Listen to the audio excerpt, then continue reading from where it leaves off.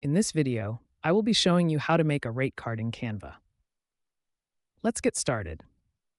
I'll start on the templates page and type rate card into the search bar to see what's available. After browsing the results, I'll select this modern blue and orange template and click Customize this template to open it in the editor. Once the editor loads, I'll begin by deleting the existing logo and the colorful background shapes to create a clean slate for my design. Now, I'll head over to the Elements tab and search for nude graphics. I'll select a soft, neutral-toned image, right-click it, and set it as the background for my card.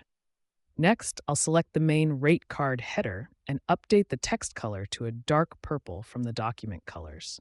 To make the service list easier to read against the new background, I'll select the text boxes and price blocks and change their fill color to a light off-white shade. I'll take a moment to adjust the positioning of the contact information at the bottom, ensuring it's centered and clear.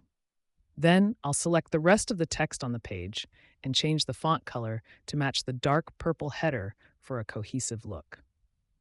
Using the Position menu, I'll check my layers and rearrange the elements slightly to make sure everything is layered correctly.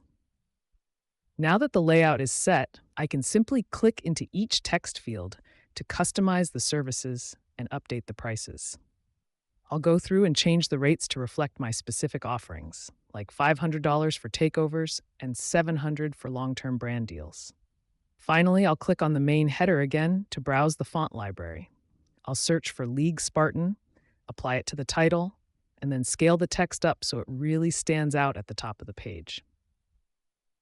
And just like that, I have a professionally designed custom rate card ready to send out. Thanks for watching.